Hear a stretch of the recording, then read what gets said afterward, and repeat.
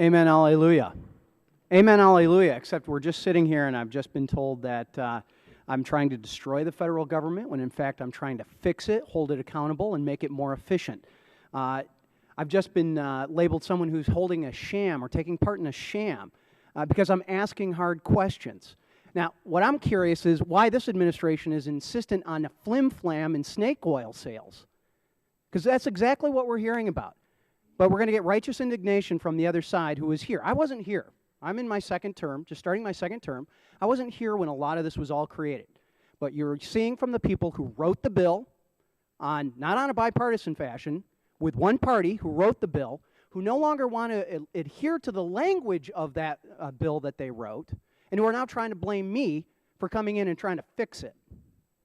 That gets a little frustrating. It gets a little frustrating. I think American people that are watching this hopefully should be frustrated too. My background is in real estate and development. And as I'm looking at your chart on page 2, as you've noticed, noted a couple of times, my real estate career starts right at about the beginning of your chart. In fact, a little bit before. And it just strikes me as I'm noticing a little bit of blue, a little bit of red, a little bit of blue in there. For those of you that don't have the pleasure of seeing this on TV, it's positive and negative. It's also about market share. It's not about how much or how little. Then it starts blowing up in 2000, and you start seeing a massive downward slide. And let's explore what happened. What happened is FHA started to expand its footprint pretty dramatically, and especially starting in 03 through on till to where we currently are. And I'm a student of history, and I'm kind of reminded of Europe during World War II. We had the Allies versus the Axis. Okay, that was a righteous fight. But what happened?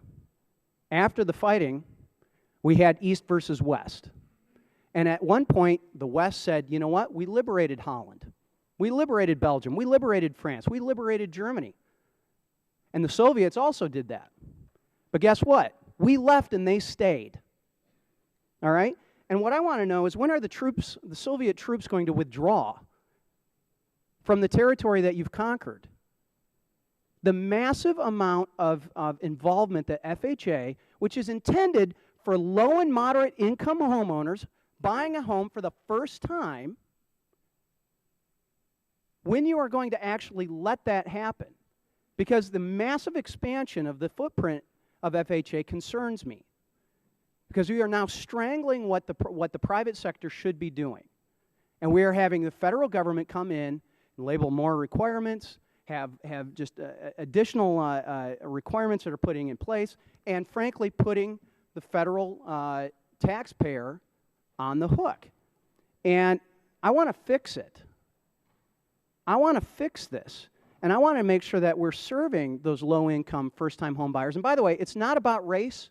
It's not about geography. And I've heard that brought up by a couple of my colleagues over on the other side. When I got my realtor's license, they taught me people aren't black, white, green, yellow, red. They taught me that they're green. And what I mean by that is they can either afford it or they can't afford it. They're not black, they're not white, they're not red, yellow, they're not red, they're green. Can you afford it or not afford it? And unfortunately, my friends on the other side seem to blur that a whole lot. And I want to fix this. It seems to me that the work that this committee has done on the PATH Act is one of those things. I'd like you to comment, if you would, please, on that, and whether you believe that you're actually serving the low-income, first-time home buyer, which is the original intent of this program. So a couple of things, Congressman. First, I think that you're conflating the chart on that looks at the economic value of these books of business, which includes part of the reason the blue charts in the late years are as high as they are is because we've increased premium. So we're bringing in a lot more. They're worth more because we're bringing in a lot more. And what was your what has been your footprint though in 1992? Let's talk about. I have back to just a second. Well, I have back to 1999, and great. I just want to say one FHA insured 1.23 million loans in 1999. How many did we insure in 2013? 1.29. And how was, no, hold on, time out. You cannot get away with this because you got to look at the overall market and market share and percentage. Yes. Market share and percentage.